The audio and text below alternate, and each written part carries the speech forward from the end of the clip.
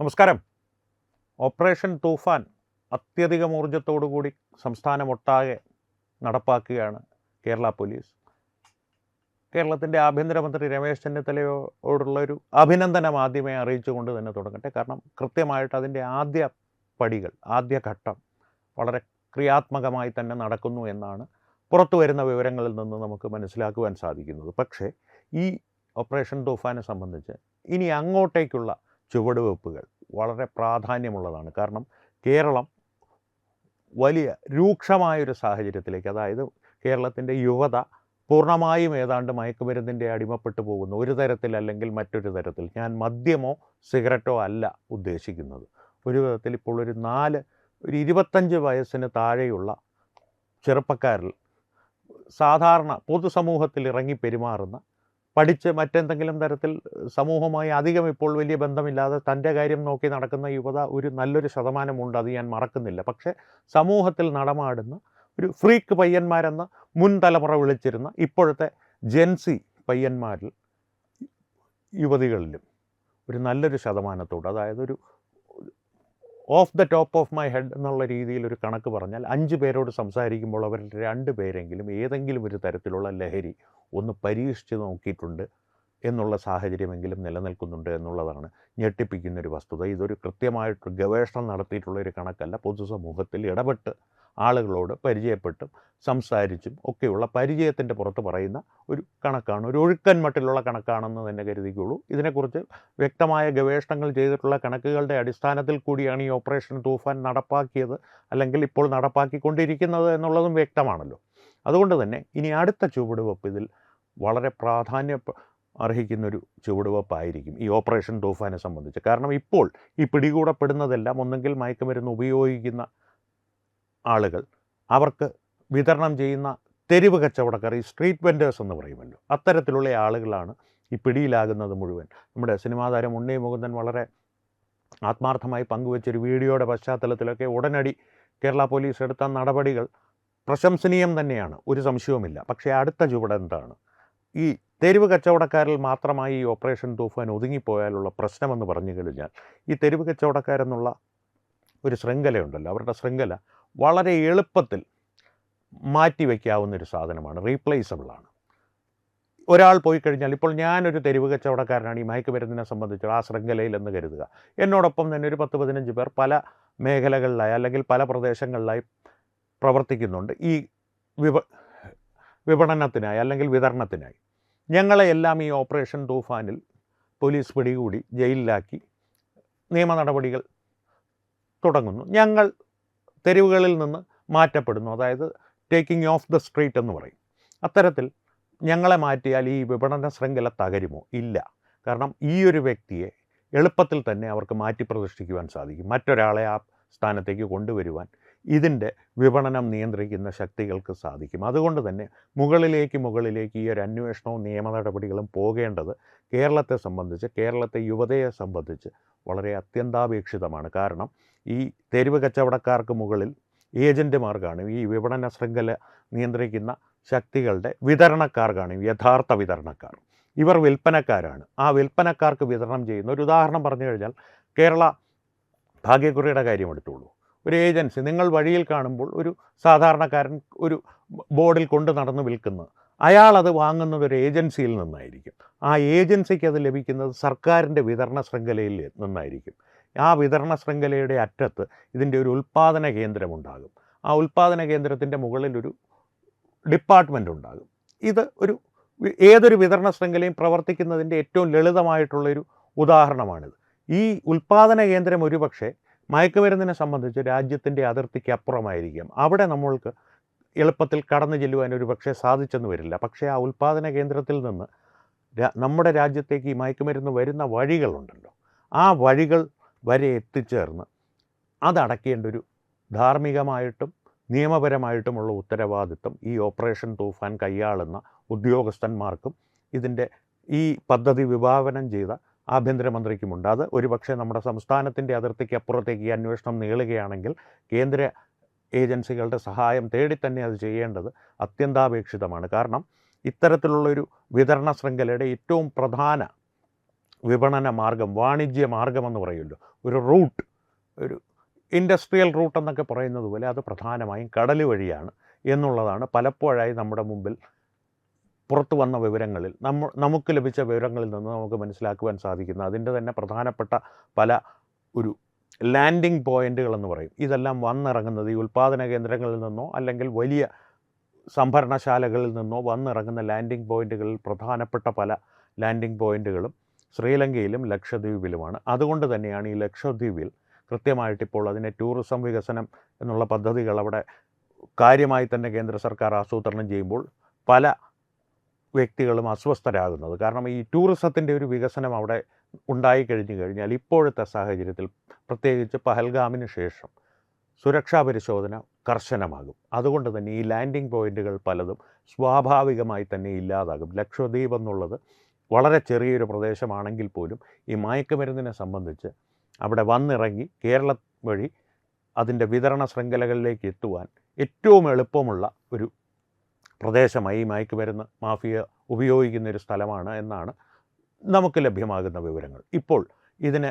അനുകൂലിക്കുന്നവരും അല്ലെങ്കിൽ ലക്ഷദ്വീപ് എന്ന് പറഞ്ഞാൽ അതിനെ പ്രത്യേക മതവുമായി കൂട്ടിച്ചേർത്ത് വായിക്കുന്നവർ അദാനി പോർട്ടിൻ്റെ കാര്യം ശരിയാണ് നിങ്ങൾ പറയുന്നത്. പക്ഷേ അദാനി പോർട്ടിൽ പിടികൂടപ്പെട്ട മയക്കുമരുന്നിൻ്റെ വിവരങ്ങളാണ് നിങ്ങൾക്ക് പുറത്തു വന്നിട്ടുള്ളത് മുഴുവൻ. കാരണം അവിടുത്തെ പരിശോധന അത്രത്തോളം കർശനമാണ് എന്നുള്ളതിൻ്റെ തെളിവായിട്ട് വേണം അതിനെ കാണുവാൻ.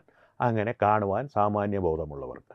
ഇനി തിരികെ ഈ പ്രശ്നങ്ങളിലേക്ക് വന്നു കഴിഞ്ഞാൽ കേരള സർക്കാരിൻ്റെ ഭാഗത്ത് നിന്ന് എന്ത് ചെയ്യുവാൻ സാധിക്കും, അല്ലെങ്കിൽ ഏത് തരത്തിലായിരിക്കണം കേരള സർക്കാരിൻ്റെ മേൽ ഈ അന്വേഷണം മുന്നോട്ട് കൊണ്ടുപോകാനുള്ള സമ്മർദ്ദം ചെലുത്തേണ്ടത് എന്നുള്ളതിൻ്റെ ഒരു ലളിതമായിട്ടുള്ള ഒരു വിശകലനം എൻ്റെ അഭിപ്രായം, വ്യക്തിപരമായിട്ടുള്ളൊരു അഭിപ്രായം ഞാൻ പറയാം. പക്ഷേ അതിനോടൊപ്പം നമുക്ക് തമിഴ്നാടും ഒന്ന് ചേർത്ത് വായിക്കേണ്ടതുണ്ട്.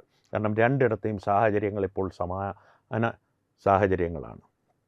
ഇതിൽ ഏറ്റവും പ്രധാനപ്പെട്ട പ്രശ്നം തുറമുഖ വകുപ്പ് കൈകാര്യം ചെയ്യുന്ന വ്യക്തികൾ ഈ അന്വേഷണവുമായി സഹകരിക്കുക എന്നുള്ളതാണ്. തമിഴ്നാടിൻ്റെ കാര്യം ഞാൻ പറയാം, കേരളത്തിലെ കാര്യം നിങ്ങൾ ഊഹിച്ചുകൊള്ളുക.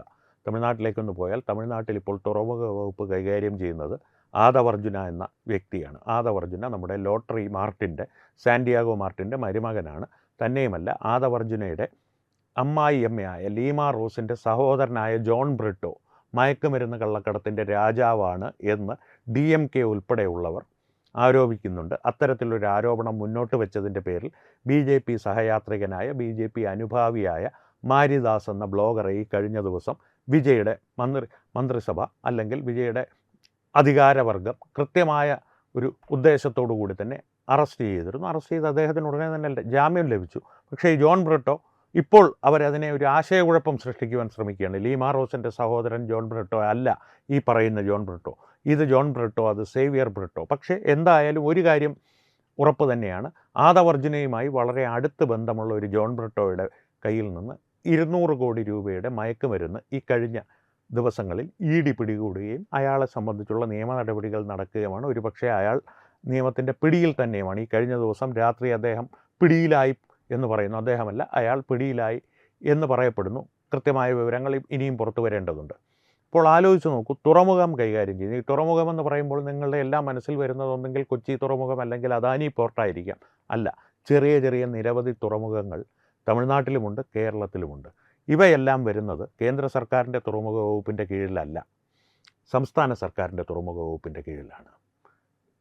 തമിഴ്നാട്ടിൽ അത്തരത്തിലുള്ള തുറമുഖങ്ങളിലൂടെ കോടിക്കണക്കിന് രൂപയുടെ മയക്കുമരുന്നുകൾ ഇനി കുത്തി ഒഴുക്കപ്പെടും എന്ന് DMK ഉൾപ്പെടെയുള്ള പ്രതിപക്ഷ കക്ഷികൾ ഇപ്പോൾ ആരോപിക്കുന്നു. കാരണം ആദവർജുനയ്ക്ക് അതിൽ സ്ഥാപിത താല്പര്യങ്ങൾ ഉള്ളതുകൊണ്ട് അത് അവരുടെ ആരോപണമാണ്.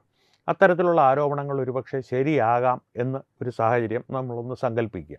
അങ്ങനെയാണെങ്കിൽ ഈ മയക്കുമരുന്നിൻ്റെ ഒഴുക്ക് തമിഴ്നാട്ടിൽ മാത്രമായി നിലയ്ക്കില്ല, അവിടെ നിന്ന് കേരളത്തിലേക്ക് വരും. കാരണം തമിഴ്നാടും കേരളവും തമ്മിലുള്ള അതിർത്തി എന്ന് പറയുന്നത് വളരെ ഫ്ലൂയിഡായിട്ടുള്ളൊരു അതിർത്തിയാണ്. കാരണം ഇത്തരം കാര്യങ്ങൾക്ക് വിജയുടെ സിനിമ കാണുവാനായിട്ട് കേരളത്തിലെത്തുന്ന മാർഗങ്ങൾ മാത്രം നോക്കിയാൽ മതി.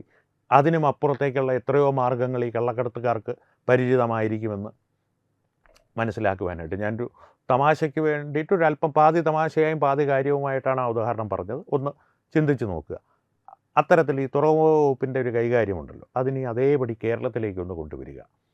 ഇവിടെ ഞാൻ ആരോപണങ്ങളൊന്നും ഉന്നയിക്കുന്നില്ല, പക്ഷേ ശ്രദ്ധിക്കേണ്ട കാര്യം, രമേശ് ചെന്നിത്തല ഉൾപ്പെടെയുള്ളവർ ഈ ചെറു തുറമുഖങ്ങളിൽ നിയമപാലകരുടെ ശ്രദ്ധ പതിപ്പിക്കുവാനുള്ള സംവിധാനങ്ങൾ ഒരുക്കണമെന്നുള്ളതാണ് ഈ ഓപ്പറേഷൻ തൂഫാൻ്റെ അടുത്ത ചുവടുവെപ്പിനായി എനിക്ക് വ്യക്തിപരമായി നൽകുവാനുള്ള ഒരു അഭിപ്രായം അല്ലെങ്കിൽ സജഷൻ.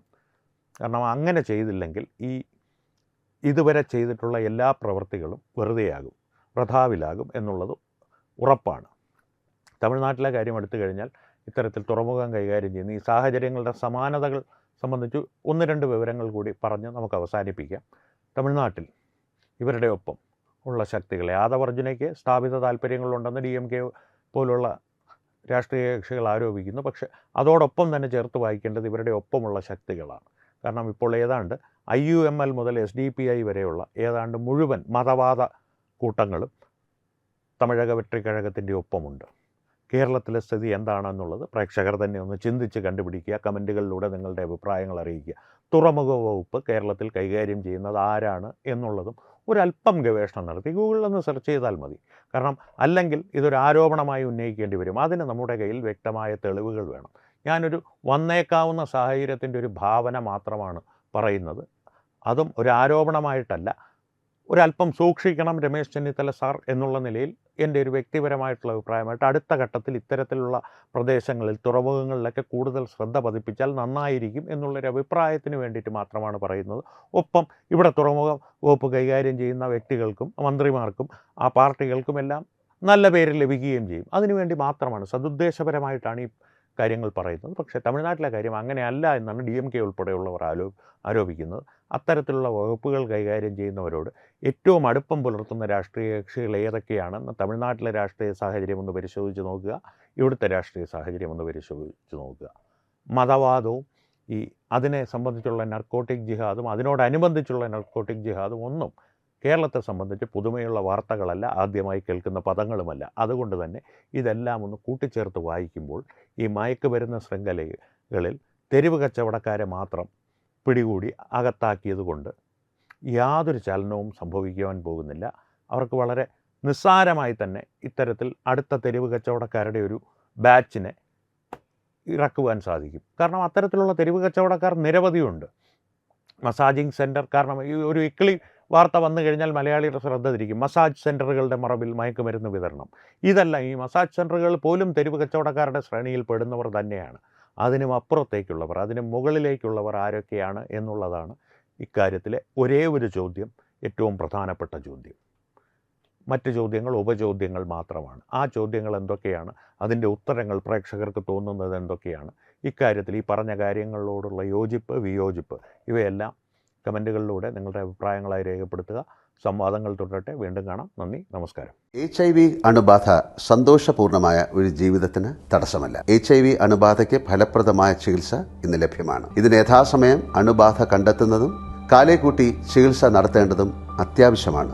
സൗജന്യമായ ചികിത്സയും മാർഗനിർദ്ദേശങ്ങളും സർക്കാർ ആശുപത്രികളിലെ ART അഥവാ ഉഷസ് കേന്ദ്രങ്ങളിൽ ലഭ്യമാണ്.